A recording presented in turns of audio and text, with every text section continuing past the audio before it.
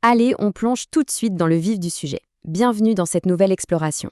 Aujourd'hui, on va décortiquer une métamorphose absolument fascinante. C'est fou quand on y pense, hein. Comment est-ce qu'on prend un mythe grec classique, vieux de plusieurs millénaires, pour en faire un véritable chef-d'œuvre de manipulation émotionnelle? Eh bien, c'est tout l'art de Jean Anouilh. Il prend cette histoire que tout le monde croit connaître et il la retourne complètement pour nous frapper en plein cœur. Et on va voir exactement comment il s'y prend. Alors, ça soulève une grande question. Comment est-ce qu'on rend une tragédie antique véritablement moderne? C'est vraiment le paradoxe au centre de notre décryptage d'aujourd'hui. Et croyez-moi, il ne suffit pas de changer de costume. C'est un défi colossal. Il faut réussir à garder toute la gravité de l'Antiquité, mais réussir à parler à un public d'aujourd'hui. La façon dont Anouilh résout cette équation, c'est tout simplement une masterclass d'écriture dramatique. Première étape de notre analyse, la modernisation du mythe, ou comment créer une antiquité étonnamment familière. Imaginez un peu le tableau, on est censé être dans la Thèbes antique, d'accord? Mais on se retrouve face à des personnages qui ont les tics, les habitudes et les manières des années 40. L'illusion vole en éclats, mais de façon super calculée. Pas de toge grandiloquente, pas de grands discours sur les dieux de l'Olympe, non. À la place, on a des comportements ultra quotidiens du XXe siècle, mais transposés dans un palais grec. Ça surprend, mais ça marche terriblement bien. Il y a un mot technique parfait pour ça, l'anachronisme. En gros, c'est quand on prend un concept, une façon de parler ou une habitude, et qu'on le jette dans une époque où ça n'a absolument rien à faire.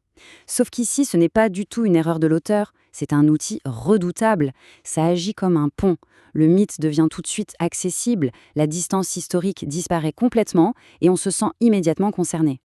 Et le contraste est vraiment saisissant. D'un côté, on a ce cadre prestigieux et mythologique de Thèbes, et de l'autre, la nourrice qui râle exactement comme une mère de famille des années 40, des gardes qui parlent en argot de la rue, et même Créon, le grand roi tout-puissant qui parle de son rôle comme s'il s'agissait d'un banal métier, presque comme un fonctionnaire qui pointe à l'usine. Tout de suite, ça ancre le drame dans notre propre réalité. On passe à la deuxième dynamique qui est de l'ordre du ressenti, le choc des registres. C'est ici que ça devient de véritables montagnes russes émotionnelles. On a le tragique le plus absolu qui rentre de plein fouet dans le trivial le plus banal. Au lieu de nous assommer avec un drame lourd et ininterrompu, la pièce nous balance des moments d'une banalité absolue, voire un peu vulgaire, juste après une envolée poétique hyper sombre.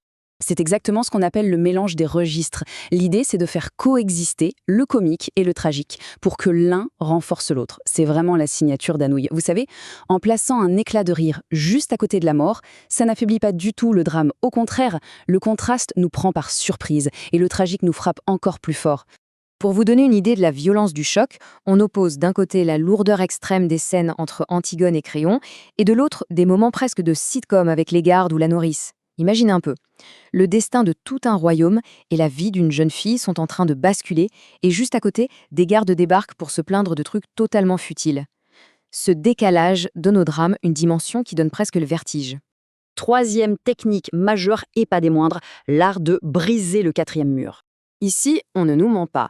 Le théâtre s'assume fièrement à 100% en tant que théâtre. L'auteur ne fait aucun effort pour nous faire croire que c'est la réalité. On nous montre carrément les ficelles. On assume le plateau, les lumières, le fait que ce sont des acteurs. L'illusion est complètement brisée de l'intérieur. Et c'est fascinant à observer. Le petit terme chic pour désigner ça, c'est la mise en abîme. C'est quand une œuvre réfléchit sur elle-même. Dans la pièce, le prologue et le chœur s'adressent directement à nous, le public. Ils commentent l'action en temps réel, ils nous balancent la fin de l'histoire avant même qu'elle commence, et surtout, ils font de la philosophie sur ce qu'est, au fond, une tragédie. C'est un vrai commentaire méta, et ça nous implique directement dans la réflexion. Ce qui nous amène à notre quatrième point, la construction de la tension avec le fameux duel verbal. On touche là au noyau dur, à l'explosif de l'œuvre, le grand affrontement entre Antigone et Créon. C'est littéralement le centre de gravité de la pièce. Toutes les techniques qu'on a vues jusqu'ici convergent pour ce face-à-face inoubliable, où deux visions du monde totalement opposées entrent en collision frontale. Et pour que cet affrontement nous tienne en haleine, Anouilh utilise une arme de destruction massive, la stichomythie. Un mot un peu barbare, je vous l'accorde, mais l'idée est simple. C'est quand les personnages s'envoient des répliques ultra courtes, du tac au tac. Ça ressemble à un véritable duel à l'épée, mais avec des mots. Le rythme devient frénétique et l'air sur scène devient littéralement électrique. Et la façon dont ce rythme est géré est tout simplement brillante. On passe sans prévenir de longs monologues très profonds où chaque personnage défend sa vision du monde à ces fameuses rafales de répliques courtes. Ce changement brutal de structure, c'est fait pour jouer avec notre rythme cardiaque. On respire posément pendant les monologues et d'un coup, pendant la stichométie, on retient son souffle sans même s'en rendre compte. La tension devient carrément insoutenable. 5e et dernier point de notre analyse, le fardeau du destin, le poids écrasant de la fatalité. Le truc avec cette pièce, c'est qu'il n'y a zéro suspense sur l'issue finale. Dès les toutes premières secondes, on sait comment ça va se terminer. Antigone va mourir. La messe est dite. Du coup, toute l'attention se déplace. On ne se demande plus que va-t-il se passer, mais comment et surtout pourquoi on en arrive là. C'est là que la magie noire de l'ironie tragique opère. En gros, nous, le public, on sait un truc terrible que les personnages semblent ignorer ou refouler. Et ça, c'est redoutable. Pourquoi ? Parce que ça rend le moindre moment de bonheur super douloureux à regarder. Prenez les scènes de tendresse entre Antigone et Aimon. C'est magnifique, oui, mais c'est recouvert par cette ombre de la mort qui arrive. La douceur devient presque cruelle pour nous.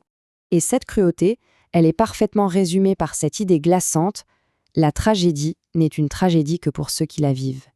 Il y a un moment visuel incroyable pour illustrer ça. Pendant que tout s'écroule, les gardes sont en train de jouer aux cartes, tranquillement, dans la plus pure indifférence face au drame historique qui se joue à 1 mètre d'eux. Ça nous rappelle violemment que le monde, lui, continue de tourner et que la tragédie ne broie que ceux qui ont le malheur d'être en plein centre. Bref, tout ça nous laisse face à une question qui fait l'effet d'un uppercut. Au fond, est-ce qu'on peut vraiment échapper à son destin ? Vous voyez bien comment toutes ces techniques, l'anachronisme, le bris du 4e mur, l'ironie, nous forcent à méditer sur cette fatalité incontournable. C'est là toute la force d'Anouilh. Raconter un mythe antique avec un filtre moderne et nous laisser avec cette grande réflexion qui continue de résonner bien après que le rideau soit tombé.